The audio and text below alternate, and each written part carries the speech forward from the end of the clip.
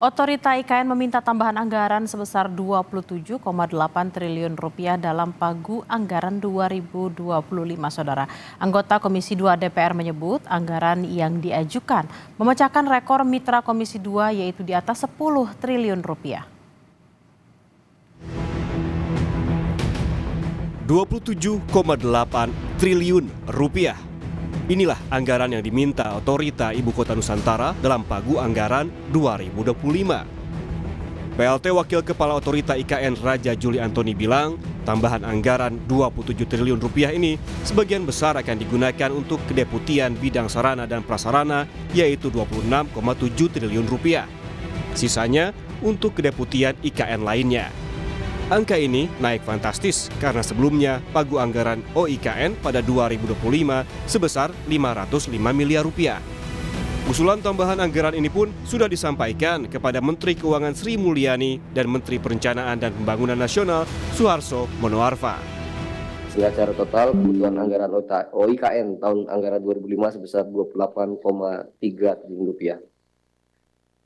Slide menunjukkan detail masing-masing kedeputian, namun secara spesifik saya akan menyampaikan tentang usulan anggaran dari kedeputian bidang sarana dan prasarana. Ini yang paling signifikan sebesar Rp26,7 triliun akan digunakan untuk melengkapi ekosistem terbangun tahun 2024-2025. Kegiatan yang diusulkan antara lain pembangunan jalan dan MUT di KIPP, hunian ASN, infrastruktur dasar lainnya seperti air minum, pengolahan sampah, limbah, gedung kantor OIKN, serta lain sebagainya.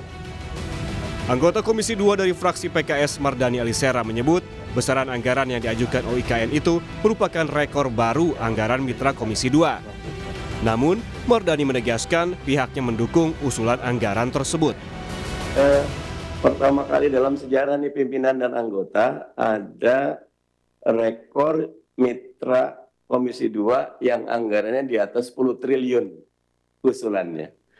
Kami mendukung, tetapi tentu perlu sangat dijaga akuntabilitasnya, sustainabilitasnya.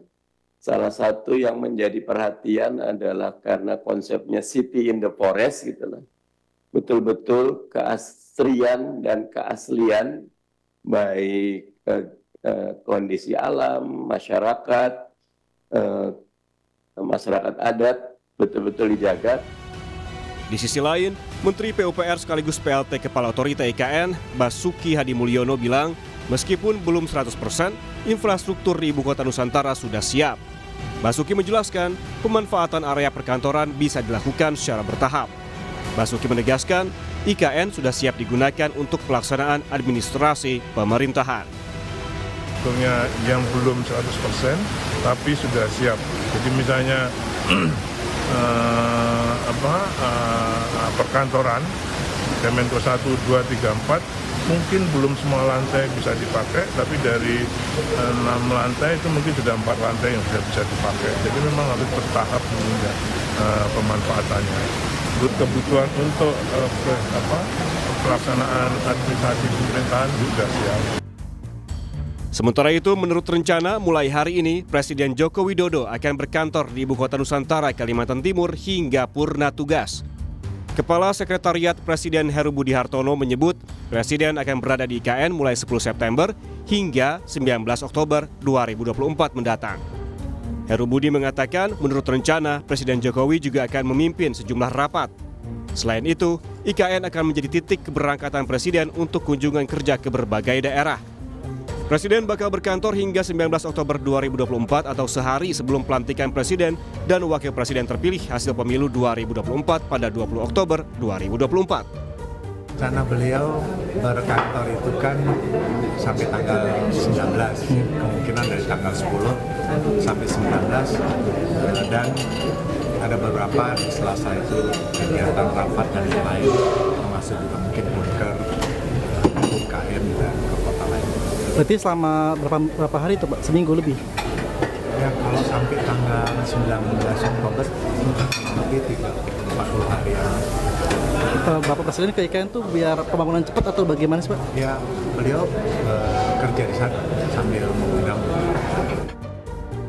Berdasarkan paparan di depan Komisi 2 DPR, tambahan anggaran untuk IKN dibutuhkan untuk membiayai 3 hal. Di antaranya pengelolaan gedung-gedung, pembangunan infrastruktur lanjutan, dan teknologi kota pintar. Selain itu, diwanti-wanti, pembangunan IKN harus menjaga kelestarian lingkungan karena mengedepankan konsep kota hutan. Tim Liputan, Kompas TV.